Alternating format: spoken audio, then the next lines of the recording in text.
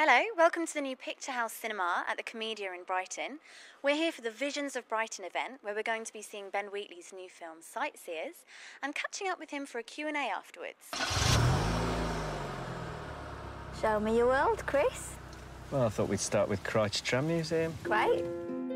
Dear Mum, Yorkshire is lovely, not that you said at all. They can smile, and they do sell my pasta sauce. The caravan bed is quite short, but Chris is a sensitive lover. Hope you can be happy for me. Love, Tina. Yeah, good girl. You are going to pick that up. I didn't do that. If you don't pick up this excrement immediately, then I'm going to have to inform the National Trust. Report that to the National Trust, mate. I don't want this to ruin our holiday. Get in. Never thought about murdering innocent people before.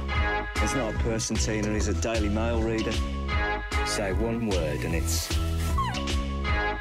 I get it, it's just thinking outside the box.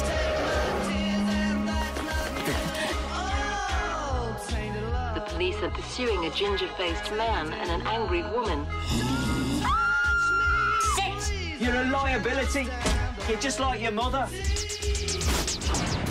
Has it gone wrong? Yeah, a bit. You didn't let him see you do number twos, did you, Tina?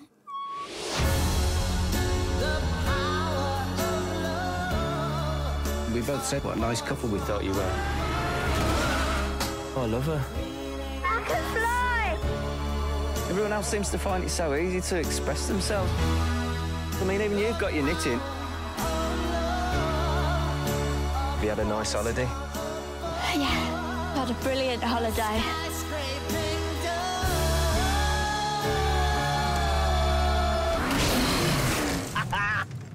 Fuck you! Yeah, well, I have written stuff with my wife, Amy, and she gets the additional material credit on Sightseers, but she wrote quite a lot of it. And Field in England is a sole credit for her writing. But it had been a project that had been going around for ages, and I'd written lots of drafts of it. And then in the end, she just did a draft which she changed, took out all the characters, and she took out all the incidents, and she took out all the words I'd written, and everything. It was still set during the Civil War, and she came up with a new title for it. So I had to kind of retreat back from having my name on it, because that wouldn't be right. So she wrote that one, and it was just better than what I'd written, so I couldn't really argue with it. So. And that's the story of how that happened. But on other projects we write in a different way. So sometimes if the credit is Ben Wheatley and Amy Jump, it means I wrote the main bit of it and she came and sorted it out. Or if it's Amy Jump and Ben Wheatley, it means I probably wrote the first draft of it and then she's rewritten on top but kept the character names and the incidents but probably changed everything else. And if it's just Amy Jump, it means I've been kicked out of the writing process altogether, which is fine by me. But what's interesting about Amy is that she edits as well. So, and I think that's for us, it's a bit of a thing that doesn't happen that often in filmmaking, where the writer is the editor. So she's at the end of the process as well. So kind of if we do a lot of improvisation on set, which this Sightseers was like, we shot as much as Apocalypse Now in terms of rushes. So it was 120 hours of this to wade through. So it was rewritten in the edit quite a lot and restructured, but having the writer there who's an editor is very important for that process. I would argue that Sightseers is enigmatic. It's pretty blunt, the ending of that, to be fair. But I know what you're saying. I think I think it's part of the trying to find reality within genre, because a lot of genre stuff is a closed case every time. You'll get a load of exposition up the front where everyone explains what everyone's up to. In the middle, they'll have a go at it, and they may fail or succeed. And then by the end, someone has always come in and gone, "This is what it was all about." And that just doesn't happen in life ever, I don't think. And so we kind of taking that kind of idea of realistic character, or trying to find realistic characters that fit within these genre storylines, and then that's the kind of that's kind of what happens. I would wonder about Kill List if it was that mysterious. It's a mysterious experience as you watch it, but if you think about it afterwards, it's pretty straight. I mean, it's not. If you take it in comparison to a really mysterious film like a Tarkovsky movie or a Lynch film, it seems like a kind of conservative tiptoe through storytelling. I think, you know. I'd say it was, yeah, but not for me so much. Right. Yeah, I mean, I think I'd seen a lot of Lee's stuff. I hadn't seen Nuts in May, and I saw it about a week, 2 weeks before we shot. I was like, fuck, what's this? So we took out as much as we could.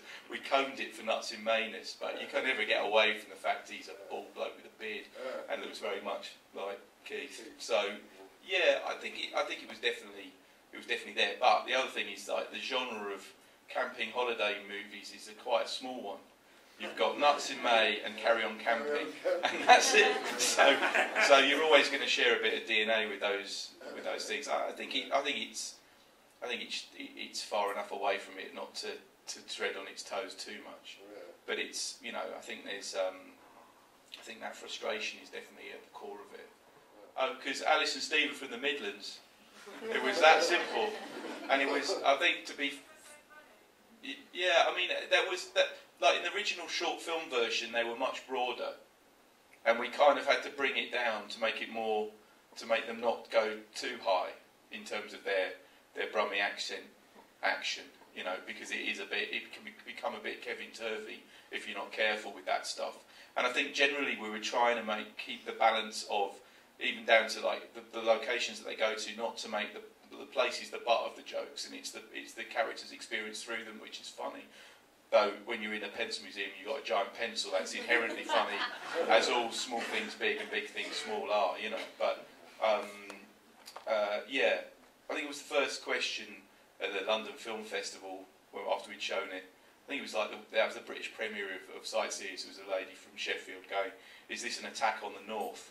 I'm like, fucking hell. and I said something and I got away with it, which I was really surprised. I wouldn't have got away with it in any other town, which was, I don't even come from London. I don't even like London. Like this. If I'd have said that in America, he would have been shot. But yeah, so, you know, it's, I think, to be absolutely accurate, Alice is from Coventry, and Steve is just a little bit below Birmingham. Yeah, I mean, I try, what I tend to do, and this is something I got from TV, because I'd worked with Armando Nucci a bit, and I did some writing on Time Trumpet, and I knew how they were shooting Thick of It, which was, they would shoot a version of the scene, and then they'd do a version of the scene where the actors paraphrased it, not improvised it wildly, but just put the script back into their own mouths. And then the way I adapted that was I would take that procedure, and then they'd usually do it at the end of, they'd shoot the scene out, and then once it was done, then they'd do a paraphrase version, then they'd be finished, and then they'd get all the kind of realistic stuttering, but they'd still keep the meaning. Because the problem with improvisation is it's so rambling, it's impossible to cut usually. As funny as you think it is on the day, it just goes on and on and on, and it's very hard to edit. So but what I started doing on Down Terrace, you do one on the script, one off the script, one on the script, one off the script, in alternate takes. And what that does is you get the spontaneity feeds back into the scripted version, the scripted version's tightness feeds back into the so-called spontaneous version, and then it seemed like the performances get better and better each time when you do it like that. So I used that technique, and then in Sightseers we'd go do things like starting the scene like a minute before, and they'd run into the scene, and then I wouldn't say cut, so they'd run out of the scene as well. So they'd just keep going and find out what they were going to get up to. And then sometimes we'd just turn up at a location and see stuff we liked, like so the bin there was a bear. That was just something we found, and that climbing frame was there as well. And him sitting on the climbing frame, we had to bend the script around a bit for them to get out there and just have that little experience and find out what it was. But then on other stuff, say like the mother's house, the art department. In the script, there was only 2 rooms that got used, I think, in the kitchen and the front room, but the art department dressed the rest of the house. And, like, in the morning, I'd write a little note going, like, Chris kisses Tina on the bed while the mother's in the other room, or the mum combs Tina's hair, or something that had come out of the rehearsal stuff was that I was chatting with Alice and Stephen. We imagined that the mum does tracings instead of drawings, because it's something that someone in my family had done. So we sold that to the art department, and then they built her bedroom and the mother's room, and the mother's room was needed for the phone calls, but they dressed it with more detail than they would have done normally, and her drawing room. And then we jumped into those rooms and did improvisation, just cold, just to see what happened. And so that scene with them on the bed ran maybe for 25 minutes of them just shooting the shit. But those little nuggets of it were really fantastic. So they just went in the movie. And they kind of really defined the characters. And a lot of the scripted stuff that was meant to have done that job got thrown out because it wasn't as touching or poignant to us. And I think that sometimes with script development, those scenes would never survive because they're too delicate and they seem like filler. But then when you film them on the day, they're fantastic. So, I don't know. So yeah, that's what we did. There was lots of making up stuff. Yeah, it's gone down well in the States. I mean, some of it is... the kind of festival reactions have been good. But a festival crowd is different from general crowd. And the general reviews are kind of go from... Like, we got 5 stars in Time Out New York, which was brilliant, because we only got 3 in UK from Time Out, so that was nice. But then you get other reviews which are just going like, oh, fucking hell, why is it so downbeat, and why are they such horrible... I hate these people, they're so horrible. You kind of go, well, you can't... I don't know, you're missing the point. And I think that's the thing with reviewing that's really interesting that I found over the years. And I think, well, maybe I'm just kind of building up more and more excuses to why I don't like reviews that don't agree with me. But I think what it is, I find that a review is like, it's not what a reviewer thinks. A reviewer thinks that they see something, they judge it, and they put it down in black and white, and they tell the film what it is. That's what they think. But what the reality of it is, the film is a mirror. And you look into that mirror and you draw a picture of yourself, basically. So sometimes as a reviewer they can go, I'm an ignorant fuck, hey, like that, and write it down and go, that's what I think, and you kind of read it and go, wow, you really missed the point on that, and, so anyway, that. On that bombshell. Yeah, just before we wrap up, so I know there's probably like a few directors here and filmmakers and stuff here. Did you go to film school before you started? No. Fuck no to film school, so that's something there, everyone. If you're thinking of going to film school, keep the money, make a film with it. That's the ending right there. That was the ending. That was quality. Ladies and gentlemen, please thank Mr. Ben Wheatley. Thank you.